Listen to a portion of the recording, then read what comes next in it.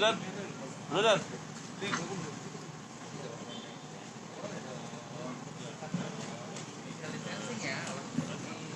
Sudah siap? Di sini kurang ini, di sini malah dempet-dempetan nanti. Enggak apa-apa. Nah, sesama temennya saling menegur lah ya. Tolong yang merasa nggak pakai masker atau maskernya ditaruh di bawah dagu gini, ditegur aja nggak apa-apa, ya. Oke? Bismillahirrahmanirrahim. Assalamualaikum warahmatullahi wabarakatuh. Yang saya hormati Pak Dir Krimum Polda Metro Jaya.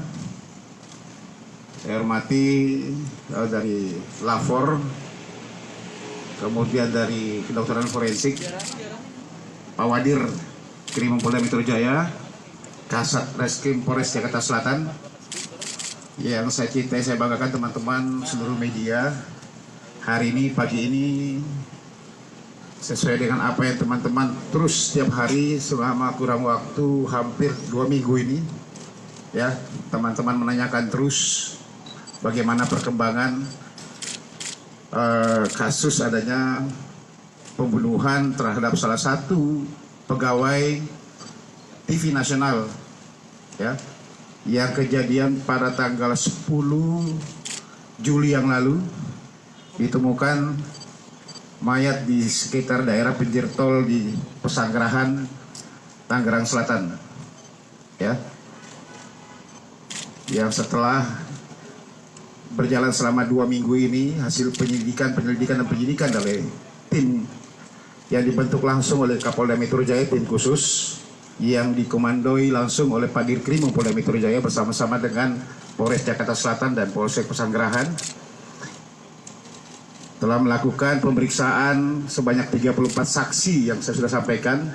Kemudian ada beberapa saksi lagi yang kita lakukan pemeriksaan tambahan, juga melakukan olah TKP, ya, melibatkan teman-teman dari Lafor, dari kedokteran forensik. Pada saat itu, hari ini kita akan merilis langsung, nanti akan dijelaskan secara gamblang oleh Pak Dirkrimum bagaimana hasil penyidikan yang dilakukan, kemudian diperkuat dengan teman-teman dari kedokteran forensik, juga dari Lafor, ya. Kemarin secara 2 minggu saya sudah sampaikan update setiap hari. Nanti akan dijelaskan, nanti silakan teman-teman menyimak. Kemudian kalau masih ini silakan kita buka sesi tanya jawab, ya. Ini mungkin pembukaan dari saya, teman-teman dari media. Setelah ini saya serahkan ke Dirkrim Polda Metro Jaya untuk menjelaskan bagaimana penyidikannya selama hampir 2 minggu ini. Terima kasih. Assalamualaikum warahmatullahi wabarakatuh.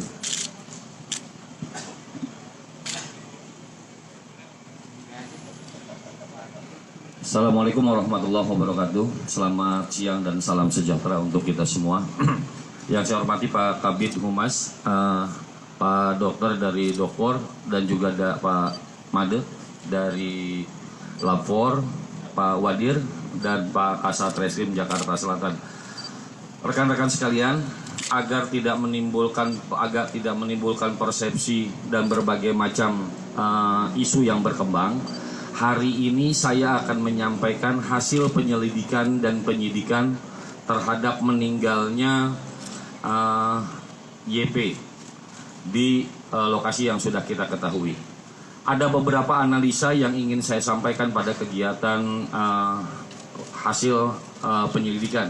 Yang pertama adalah tentang masalah TKP, hasilnya seperti apa nanti. Kemudian yang kedua adalah hasil dari lapor. Yang ketiga hasil dari kedokteran forensik. Yang keempat nanti akan saya sampaikan hasil analisa CBR. Terus kemudian yang kelima adalah hasil pemeriksaan para saksi. Kita masuk ke yang pertama. Yang pertama adalah tentang hasil temuan di TKP. Saya berikan gambaran sebagai berikut. Dari olah TKP yang pertama didapatkan fakta bahwa motor korban, yaitu Honda Beat, terparkir dengan rapi di sebelah kiri TKP. Di sebelah kiri TKP, yang kita sebut TKP adalah tempat ditemukannya jenazah. Motor terparkir rapi.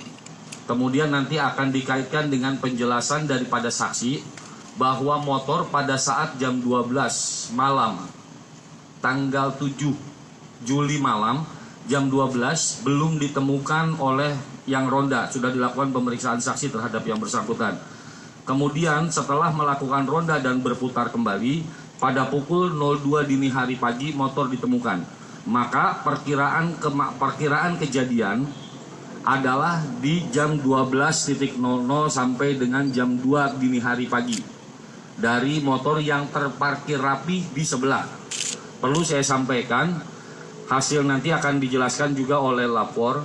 Dari motor sampai ke nyebrang jalan, sampai ke tembok pembatas, sampai dengan ke TKP jenazah ditemukan, tidak ada ceceran darah yang ditemukan. Itu dari TKP tentang masalah parkir motor. Motor dalam kondisi rapi, kunci motor tergantung. Tidak ada luka atau bekas kecelakaan ataupun apapun di dalam motor, masih dalam keadaan mulus. Itu fakta yang pertama. Fakta yang kedua, telah dilakukan pemeriksaan di TKP, tidak ada ceceran darah di tempat lain. Kecuali di tempat di mana korban jatuh terlungkup. Kemudian ada puncratan darah di tembok dekat itu, sedikit sekali. Nanti akan dijelaskan lebih detailnya. Dan kemudian sudah diambil sampel darah itu adalah darah milik korban. Tidak ada ceceran darah kecuali yang ada di badan. Karena terlungkup, maka ada ceceran darah di sana. Nanti akan dijelaskan apa arti itu semuanya dan bagaimana kaitannya dengan penyidikan. Saya lanjut rekan-rekan.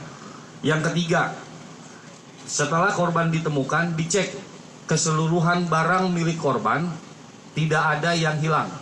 Dari mulai handphone, kemudian dompet, isi tas, kartu identitas, dan semuanya tidak ada yang hilang, dan sudah diklarifikasikan kepada pihak keluarga, tidak ada barang yang hilang milik korban.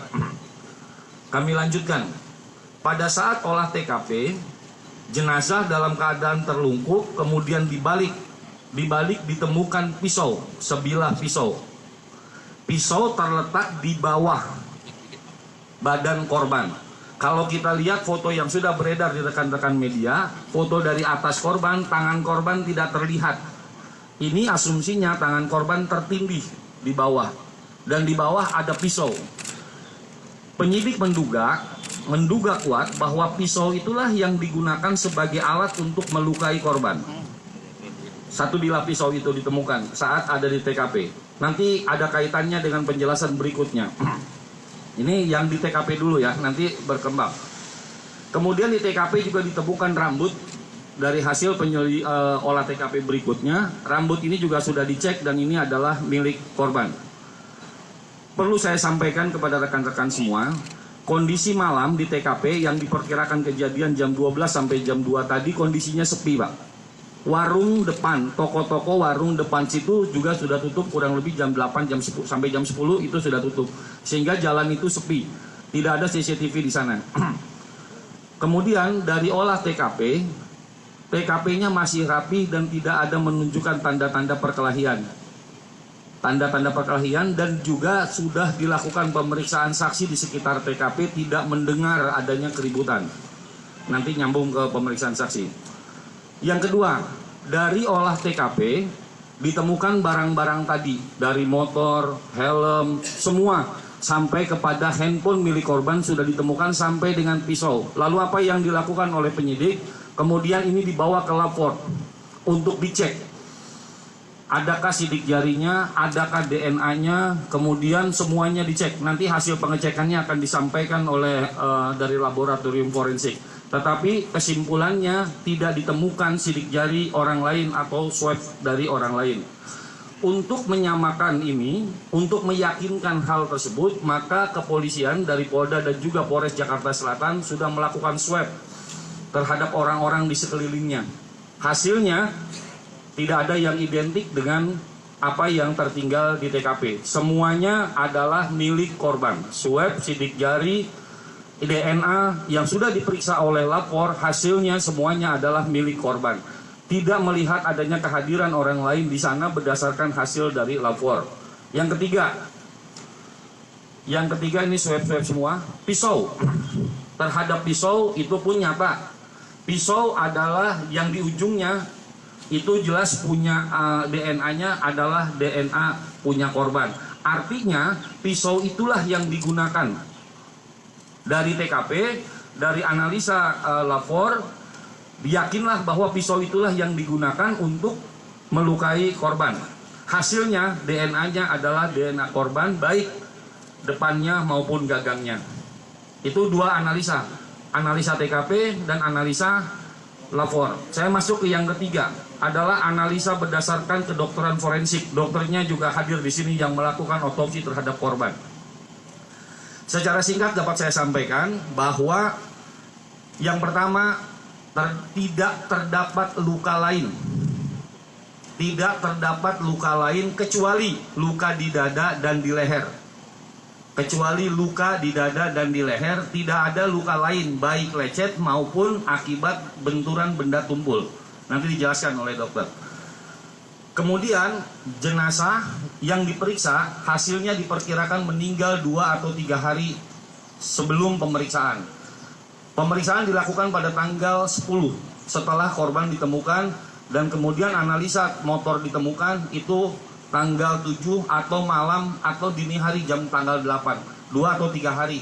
Kurang lebih nyambung dengan hasil pemeriksaan forensik dengan pemeriksaan di TKP. Rekan-rekan sekalian, kemudian kami sampaikan bukti pendukung yang lain. Yang pertama, setelah korban tidak ada TKP, tidak ada sidik jari, tidak ada swab lain, barang tidak ada yang hilang, motor tidak hilang, semuanya tidak hilang. Kemudian posisi korban seperti itu, hasil lapornya seperti itu, hasil kedokteran forensiknya tadi sudah saya sampaikan. Lalu kita bertanya, bagaimana dengan pisau, dari mana datangnya pisau gitu. Pisau adalah alat yang diduga kuat untuk melukai. Dari mana datangnya pisau ini? Kemudian kita masuk kepada bukti pendukung. Yang pertama adalah CCTV di Edge Hardware yang ada di Rempoa. Pisau tersebut memiliki merek khas khusus. Kemudian penyidik melakukan penyelusuran dari mana datangnya pisau ini. Yang menjual hanya toko itu. Hanya toko itu. Ini setelah itu sebentar ini kami tampilkan screenshot saja hasil daripada CCTV yang ada di Edge Hardware. Mungkin ini bisa kami ceritakan sebagai berikut. Pada pukul kurang lebih jam 14.20, 14.21, saya masuk dulu ya, balik dulu supaya nggak bingung. Ke pisau. Pisau dari mana datangnya, punya merek khusus, adanya di Edge Hardware. Kemudian dilakukan pemeriksaan. Ada berapa banyak pisau yang laku jenis ini? 1 minggu terakhir hasil pemeriksaan hanya 1 pisau yang laku transaksinya. Kapan itu? Beberapa hari yang lalu. Kemudian lakukan CCTV. Dicek CCTV-nya, kemudian didapatkan fakta bahwa yang membeli pisau itu adalah korban sendiri. CCTV-nya ada, bisa dilihat. Ini sebagai contoh saja kami ambilkan bukti pendukung.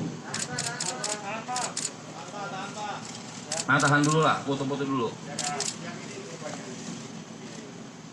Perlu kami sampaikan, pada saat membeli pisau tersebut, orang tersebut tertangkap di CCTV dan pakaian yang digunakan semuanya ada sama dengan yang ada pada saat jenazah ditemukan. Jadi pisau itu yang digunakan sebagai alat dibelinya sendiri. Apa buktinya? CCTV. Apa buktinya? Bon. Dan semuanya struk sampai ke tempat parkir ada. Bagaimana dia masuk dan keluar. Perlu juga kami sampaikan bahwa waktu dia masuk sampai dengan keluar hanya 8 menit. Bisa saya jelaskan, begitu masuk langsung menuju ke tempat di mana pisau itu dipajang, langsung mengambil pisau yang dimaksud, agak lama 2 menit di situ, kemudian bergerak menuju kasir, melakukan pembayaran, menuju ke tempat parkir dan meninggalkan tempat. Artinya dari fakta itu hanya satu yang dia cari di toko itu, yaitu pisau. Dengan asumsi masuk hanya 8 menit dan menuju ke tempat di sana, selesai milih, datang lagi ke kasir, kemudian ke tempat parkir dan meninggalkan tempat menuju ke kantornya. Ini adalah bukti pendukung untuk yang mendukung fakta-fakta yang tadi. Kemudian yang kedua, yang selanjutnya, ini udah poin yang keberapa? Yang selanjutnya adalah tentang masalah analisa mengenai CDR. Apa benar dia yang membeli? Maka dilakukan analisa CDR. CDR-nya code data record, posisi korban pada saat jam tersebut sesuai dengan CCTV berada di lokasi itu. Berada di lokasi itu, rutenya adalah rute perjalanan dia dari kantor menuju rumah atau sebaliknya. Ini analisa CDR-nya. Nanti kita tidak perlu terlalu dalam, sehingga dapat saya sampaikan pada tanggal 76 itu tercovernya di daerah sana semua. Ada MSDN-nya atau analisa terhadap CDR tersebut. Ini kemudian yang kedua, yang selanjutnya adalah analisa berdasarkan CDR tentang code data record-nya dan juga WA dan lain sebagainya. Tidak ada yang mencurigakan, tidak ada ancaman dari luar ataupun yang lain-lain. Kemudian selanjutnya dari transaksi keuangan. Dari transaksi keuangan tidak ada yang menonjol, hanya satu saja, yaitu yang bersangkutan sempat berobat ke Rumah Sakit Cipto Mangunkusumo di Kencana. Nanti untuk apa itu akan kami sampaikan berikutnya. Tetapi dari analisa keuangan, dia memiliki dua di BCA, satu di Mandiri ya. Satu di Mandiri. Ketiganya tidak ada menunjukkan transaksi yang mencurigakan. Handphonenya juga tidak ada ancaman yang mencurigakan atau yang lain-lain. Rekan-rekan sekalian, itu adalah gambaran apa yang terjadi dari TKP sampai dengan yang bersangkutan meninggal dunia. Ada beberapa CCTV, ada dukungan TKP dan lain sebagainya, nanti akan diperjelas oleh teman-teman yang lain. Kemudian analisa dari pemeriksaan saksi. Rekan-rekan sekalian, saksi yang tadi sudah disampaikan oleh Pak Kabid Humas ada 34. Di antara mereka ada yang berulang dilakukan pemeriksaan secara terus-menerus, baik oleh Polsek, oleh Polres Jakarta Selatan maupun oleh Polda sendiri. Sehingga disimpulkan bahwa yang pertama, yang bersangkutan memang memiliki pacar dengan nama S. Di sisi lain dia juga punya teman dekat dengan inisial L. Kemudian yang terjadi sedikit konflik di antara mereka, tapi sudah bisa diselesaikan. Ada latar belakang lain dalam kehidupan si korban yang mungkin tidak perlu saya sampaikan di sini. Apakah ini menjadi pemicu daripada tingkat depresi seseorang? Ini masih kita dalami lebih lanjut. Dari beberapa keterangan saksi yang menonjol adalah bahwa korban pernah menyatakan berulang-ulang kepada S. Setelah konflik yang sedemikian kuat, kemudian dia menyampaikan kurang lebih begini. Kalau saya tidak ada, bagaimana? Kalau saya tidak ada, pengertian tidak ada menurut tafsiran kami adalah kalau saya meninggal. Kalau saya tidak ada, itu seperti apa? Dan ini disampaikan berulang-ulang kepada S. Dan di antara mereka memang ada hubungan dan ada rencana menikah untuk tahun depan ya kalau nggak salah. Rekan-rekan, itu sekilas perjalanan daripada apa yang didapatkan oleh penyelidikan dan penyidikan dari Polda bekerjasama dengan Jakarta Selatan dan juga Polsek Pesanggerahan. Hal-hal lain nanti akan kita kembalikan kepada Pak Kabid Humas, mungkin akan berkembang di prosesi tanya jawab. Silakan Pak Kabid, terima kasih. Terima kasih Pak Dirkrimum. Jadi gambaran teman-teman sudah ada, tapi nanti akan diperkuat lagi dengan apa yang disampaikan oleh kedokteran dulu ya. Kedokteran dulu. Oke, kedokteran forensik nanti akan menjelaskan bagaimana apa yang sudah dilakukan oleh tim dari kedokteran forensik terhadap jenazah tersebut. Oke, Pak Kabid. Assalamualaikum warahmatullahi wabarakatuh. Baik, dari kami bisa saya sampaikan bahwa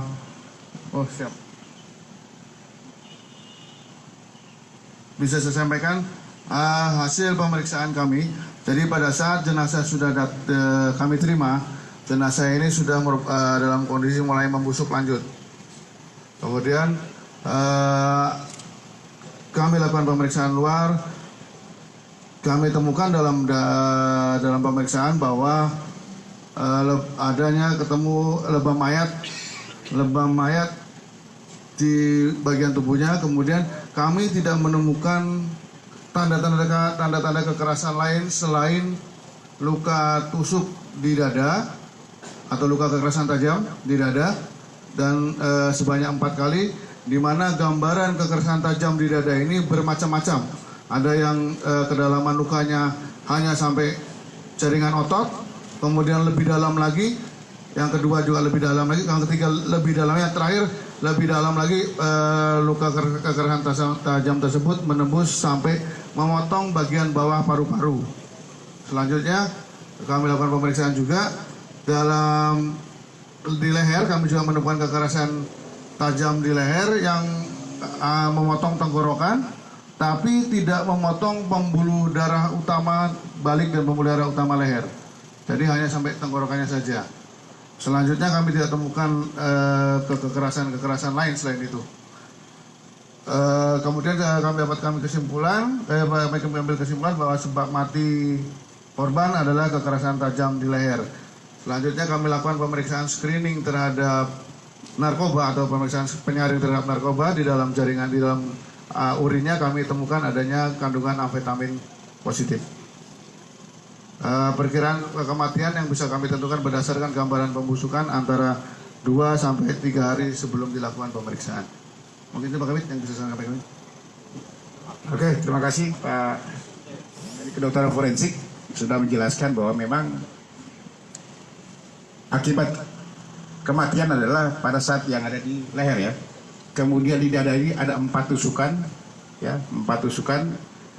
Ada 2 ada 3 memang yang tidak terlalu dalam, tetapi yang terakhir itu yang cukup dalam sekitar 12 cm. Yang 3 ini 2 cm, 2 cm dan 5 cm di tempat yang berdekatan ya. Oke, silakan dari lapor. Terima kasih. Kami dari laboratorium forensik akan menerangkan barang bukti yang diperiksa di lapor. Yang pertama, kita melakukan olah TKP yang diminta oleh Polda Metro. Kita melakukan ke TKP yang ditemukan mayat dari korban tersebut. Nah, dari hasil itu kita menemukan atau memang ditemukan pisau, salah satu pisau, terus rambut, terus motor yang dipakai korban. Nah, semua barang bukti tersebut kita lakukan pemeriksaan, baik di motor, di pisau. Kalau di motor kita cek tidak ada darah, tidak ada barang bukti yang kita bisa temukan di situ. Yang kedua, pisau kita temukan DNA dari korban sendiri. Korbannya sendiri, baik dari pisau itu kan ada tajam baru pegangannya. Nah, kita periksa juga gagangnya, dengan harapan kita temukan profil DNA lain dengan korban. Tapi dalam kenyataannya kita periksa tidak ditemukan DNA lain dari korban. Jadi DNA di pisau itu terdapat DNA korban semua. Terus rambut yang kita curigai ini rambutnya siapa yang ada di TKP. Sedangkan dari hasil olah TKP korban masih pakai helm dan itu ada ceceran rambut di situ. Dan setelah diadakan pemeriksaannya itu juga DNA korban. Ada DNA korban. Jadi kita tidak temukan, kita menduga ada mungkin orang lain di situ, tapi kita tidak temukan. Jadi kita temukan DNA korban aja. Jadi habis itu sebelum kita memeriksa pisau itu, jadi dilakukan swab terhadap diduga saksi yang semua yang diajukan sama Polda Metro kita ambil swab mulutnya untuk pemeriksaan DNA dengan harapan kita temukan DNA selain korban, tapi ternyata kita tidak temukan ada DNA lain selain korban. Jadi semua baik kita periksa waktu itu ada TKP, aspal segala macam yang diduga korban di situ, tapi enggak juga, kita tidak temukan. Nah, jadi pada kesimpulannya bahwa kita semua yang kita periksa di lapor hanya DNA korban. Jadi itu aja yang bisa lapor sampaikan. Terima kasih.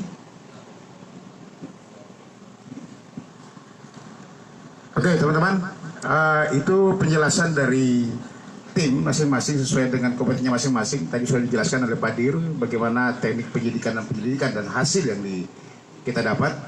Kemudian diperkuat oleh kedokteran forensik dan juga laboratorium forensik. Ya, sampai di sini ada yang bertanyakan, silakan. Oke, silakan. Pak Kabit,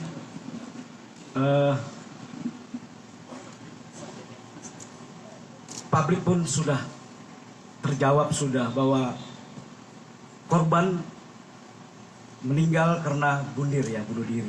Itu kesimpulannya, saya ambil kesimpulannya. Tapi ada hal yang menarik dari pernyataan bapak-bapak sekalian. Tadi Pak Dir berbicara masalah transaksi perbankan korban, bahwa ada pengeluaran untuk ke RSCM. Nah, tolong jelaskan mengapa korban itu di RSCM. Nah, dari dokter forensik mengatakan bahwa dari tubuh korban ditemukan amfetamin, kan begitu Pak ya? Nah, apakah ada kaitannya motif ini dengan dia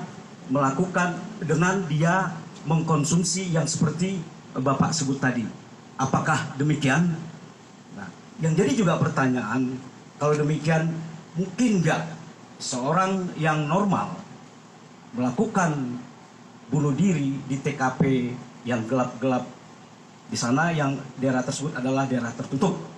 Kemudian kita ketahui bahwa korban terdapat 2 lubang. Nah, ini juga menjadi sebuah pertanyaan, artinya 2 tusukan. Terima kasih bapak-bapak sekalian. Itu aja Pak.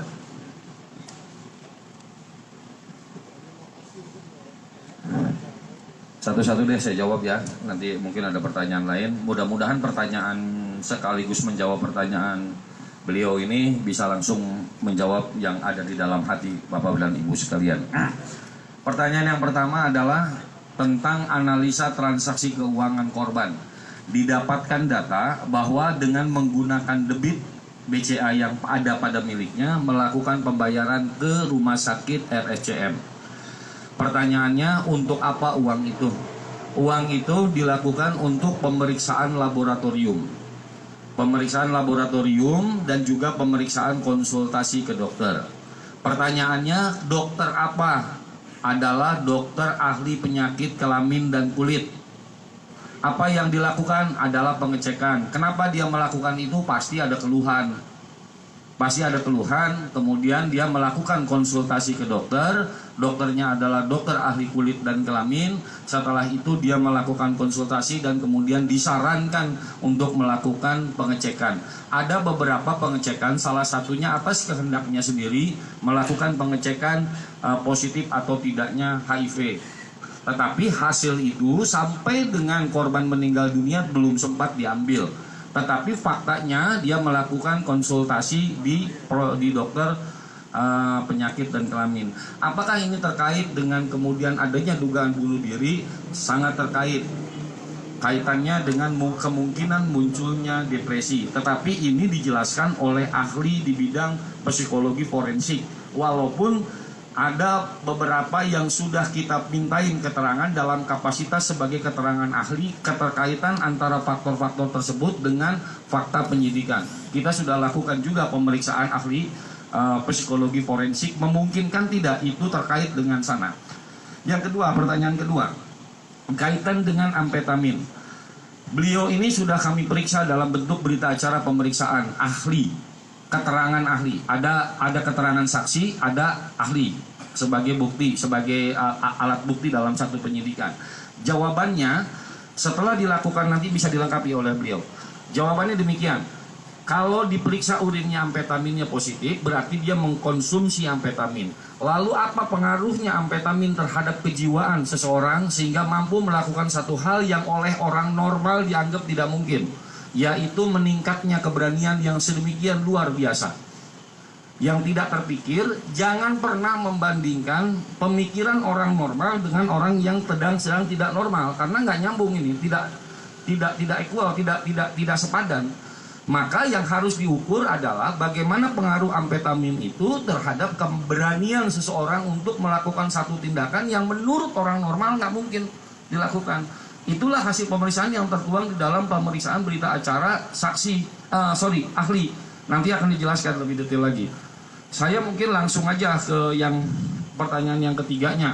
Tentang mungkin nggak dilakukan dugaan luka yang sedemikian 2 kali atau 3 kali atau bahkan sampai kepada tenggorokan. Ini pun saya mendasari kepada fakta pemeriksaan ahli. Ahli mengatakan demikian. Setiap orang yang melakukan bunuh diri dengan senjata tajam akan selalu ada bukti permulaan, akan ada selalu luka percobaan. Akan selalu luka percobaan, dicoba-coba dulu gitu. Bagaimana kaitannya dengan hasil dari kedokteran forensik? Ditemukan fakta bahwa ada 4 luka di dada, yang 2 atau 3 diantaranya itu adalah luka dangkal yang tidak sampai 2 cm, hanya 1 cm sekian. Itulah yang kemudian dianggap sebagai luka, melukai dengan percobaan. Nanti mungkin dokter yang lebih jago, saya mendasari kepada hasil pemeriksaan berita acara, pemeriksaan keterangan ahli.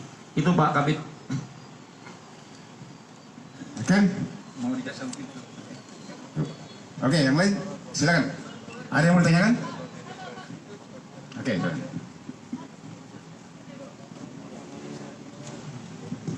Ya Pak Kabit, ada beberapa hal yang mau ditanyakan sih. Pertama soal kan ini disimpulkan bunuh diri ya Pak Kabit. Tapi hasil dari olah TKP ditemukan kan ada 2 pria mencurigakan di Danau Kavalio. Ada 2 pria mencurigakan menurut keterangan saksi di Danau Kavalio. Itu kan kaitannya apa dengan kasus kematian Dodi ini? Terus kedua, ketika olah TKP kan ada anjing pelacak K9, yang digunakan terus melacak sampai ke arah warung itu 2 kali. Nah, apakah sebelum ditemukan tewas Jody ke arah situ atau gimana Pak Kabit? Itu aja sih Pak Kabit. Terima kasih. Pasang tutup. Ada 2 pertanyaan ya Mas ya. Ada 2 pertanyaan. Pertanyaan pertama adalah kaitan 2 orang saksi dengan hasil penyidikan secara umum. Yang kedua adalah tentang anjing yang mengarah ke sana. Saya jawab satu-satu. Yang pertama saya jawab tentang 2 orang saksi yang melihat 2 orang jam 2 malam. Ya, itu yang dimaksud. Oke. Kebetulan kalau ini saya bersama Wadir datang ke TKP dan menemui 2 orang yang bersaksi itu. Setelah ditemukan, terus kemudian dilakukan pemeriksaan dengan berbagai macam versi dari kedokteran, dari lapor, dan dari pemeriksaan saksi-saksi. Akhirnya saya untuk kesekian kalinya datang ke TKP. Kebetulan waktu itu saya didampingi oleh Wadir, Pak Kelvin. Sampai di sana saya ketemu dengan orang yang bersaksi bahwa pada pukul 02.00 melihat 2 orang yang menggunakan baju kerja, terus menggunakan jaket kupluk warna hijau. Itu bunyinya. Saya temuin yang bersangkutan, saya ajak bicara, kemudian saya tanya, Bapak melihatnya di mana? Pada jarak berapa dan jam berapa? Saya mulai analisa dari waktu. Yang pertama dia melihat waktunya jam 2. Dari jam 2, kalau jam 2 berdasarkan keterangan orang ronda, didapatkan jam 2 itu motor sudah ditemukan. Berarti peristiwa itu sudah terjadi. Oke, dari waktu. Yang kedua, dari sisi tempat, lokasi, di mana Bapak melihat, dalam jarak berapa Bapak melihat? Dekat Pak, kata dia. Saya bersama Wadir dan juga tim yang lain menyelusuri jalan Pak. Jadi supaya Bapak ada gambaran, rekan-rekan media ada gambaran, dari TKP kalau nyebrang, masuk ke dalam perumahan, itu kalau jam 10 di portal Pak. Jalan ke dalam, ke belakang sana Pak, di belakang itu ada makam. Makamnya besar, makam Tanah Kusir. Di sana ada danau. Nah si orang itu melihatnya bukan di danau itu, ke sana lagi Pak. Kami ikuti jalan kaki di sana tuh. Cukup jauh, sehingga dari sisi waktu, dari sisi tempat, dari sisi itu ini merupakan 2 kejadian yang terpisah. Itu kaitannya 2 orang saksi. Kebetulan saya sendiri yang langsung ngecek ke sana, ke TKP bersama tim dan didampingi oleh Pak Wadir, mengecek sedemikian jauh, waktunya tidak tepat, tidak ada korelasi di antara keduanya. Yang kedua, kaitan anjing. Memang saya tidak bisa mem-BAP anjing, tetapi setidaknya rekan-rekan sekalian, TKP berawal dari berhentinya korban di titik di mana lokasi parkir berada. Artinya kalau dicium bau korban, maka motor itu pun merupakan bagian dari diri korban. Ketika ditunjukkan ke TKP, maka dapat dipahami secara logis bahwa orang itu akan mengarah ke sana. Karena ada barang milik korban, motornya yang ada di sana, di sekitar sana. Terus kemudian anjing menuju ke arah danau, tapi tidak sampai ke sana. Dia berputar di situ. Apa yang ditunjukkan kepada dia adalah pisau. Pisau ditunjukkan kepada si anjing nyari nih, pisau ini kemana gitu. Kemudian anjing ke sana, ke lokasi warung. Timbullah berbagai macam persepsi yang mengatakan bahwa pisau berasal dari warung. Padahal pisau jelas nyata didapatkan CCTV yang sudah ditunjukkan. Dia belinya sendiri. Karena anjing berputar-putar di warung dan motor korban ada di depan warung, dianggaplah sebagai pisau berasal dari warung. Padahal faktanya menunjukkan pisau didapatkan dia beli sendiri. Ini notanya, ini CCTV-nya, videonya ada, jamnya ada, tempat parkirnya ada, orang parkirnya menyatakan dan lain sebagainya. Itu kira-kira yang bisa saya jawab untuk pertanyaan Masnya ya, Pak Kabit. Oke, silakan. Ayo Mas.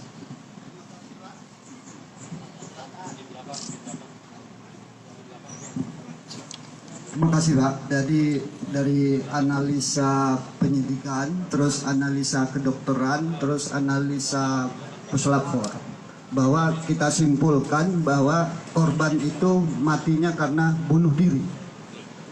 Yang menjadi pertanyaan saya, dari sekian jumlah saksi yang diperiksa, yang dimintain keterangan, ada nggak saksi yang melihat kejadian bahwa pelaku itu melakukan tindakan bunuh diri sendiri? Karena apa Pak? Ini tidak seperti biasanya, mungkin ya tidak seperti biasanya. Orang bunuh diri jika ada misalnya kaitan dengan kekasih, misalnya percintaan, dia akan melakukan di depan perempuan itu, ataupun pelaku pembunuhan itu tidak dilakukan di tempat yang sangat tersembunyi, terpisah.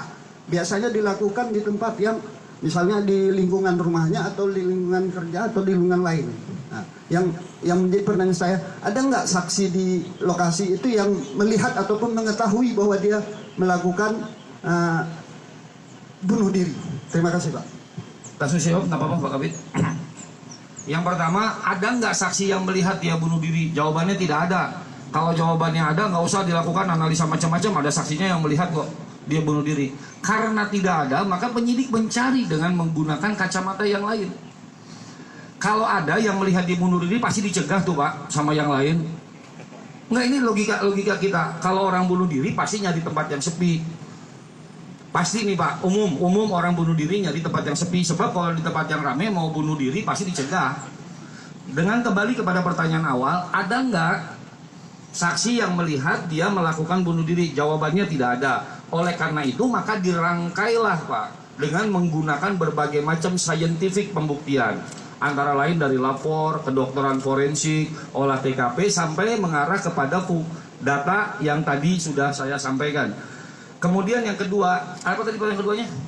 Ya, kenapa ini kan analisanya, si pelaku mengambil lokasi bunuh diri itu di tempat yang sangat terpencil. Oke, baik. Saya sampaikan demikian. Kenapa si pelaku ini analisa Pak ya, mendasari kepada fakta. Analisa mendasari kepada fakta kenapa dia melakukan bunuh diri di tempat yang terpencil, ya tempat yang sepi untuk bisa melakukan bunuh diri. Analisa yang kedua adalah kemungkinan berdasarkan dari pemeriksaan ahli. Seseorang tidak ingin dirinya dianggap bunuh diri Pak. Banyak yang menutup diri sedemikian rupa. Nah, yang ini kejadian dengan menggunakan itu, tapi ini analisa yang sifatnya mengkaitkan. Bisa jadi, jawabannya bisa jadi nih, bukan pasti. Bisa jadi dia tidak ingin orang lain mengetahui kalau dia meninggal karena bunuh diri. Karena pilihan tempatnya di sana. Lalu kenapa dia pilihannya di sana? Itu adalah rute yang sangat dia kuasai. Karena rute itu berdasarkan analisa CDR, berdasarkan keterangan saksi, itu memang rute yang biasa dia lalui. Sehingga depan jalan ada pintu masuk tol itu dia sangat mengetahui betul karena itu rute yang dilalui setiap hari. Mungkin nggak sih dia dilakukan pembunuhan di luar gitu maksud Bapak terus dia masukkan ke situ? Hah? Nggak ada pertanyaan itu? Kalau nggak ada nggak saya jawab. Oke, terakhir silakan. Baik Pak, dari Metro TV ingin bertanya Pak, jadi sejak tadi memang sudah sejak tadi dari pihak polisian sudah memaparkan sejumlah bukti baik dari di TKP sama sekali tidak ditemukan DNA selain dari DNA almarhum, kemudian juga dari fakta bahwa pisau tersebut dibeli sendiri oleh almarhum. Apakah dari pihak polisian bisa secara tegas menjelaskan ini memang pembunuhan atau bunuh diri atau seperti apa Pak? Karena dari tadi pihak media sudah ada yang bertanya atau menggunakan frasa bunuh diri, kesimpulannya seperti apa Pak? Bisa direkap dengan tegas. Terima kasih. Baik, pertanyaannya kayaknya ini benar dibilang sama Pak Kabid pertanyaan terakhir karena udah kesimpulan. Biasanya kan pendahuluan, isi, penutup, ya ini udah kesimpulan berarti habis ini nggak ada pertanyaan lain. Oke rekan-rekan sekalian, dari beberapa faktor, dari beberapa penjelasan dari TKP, dari keterangan ahli, dari keterangan saksi, dari olah TKP, dari keterangan yang lain dan bukti petunjuk yang lain, maka penyidik sampai saat ini berkesimpulan bahwa yang bersangkutan diduga kuat melakukan bunuh diri. Lalu bagaimana? Apakah ini perkaranya? Tidak. Kami tetap membuka diri kalau memang ada informasi dan lain sebagainya. Tetapi fakta yang kami himpun dari pemeriksaan di TKP, dari olah TKP, dari pemeriksaan saksi, dari keterangan ahli, dari bukti pendukung, dan juga dokumen-dokumen yang lain, maka kami berkesimpulan diduga kuat, bahasanya ya, diduga kuat yang bersangkutan melakukan bunuh diri. Udah kesimpulan, berarti tidak ada pertanyaan lain dong. Ya Bang ya. Oke teman-teman, terima kasih banyak ya.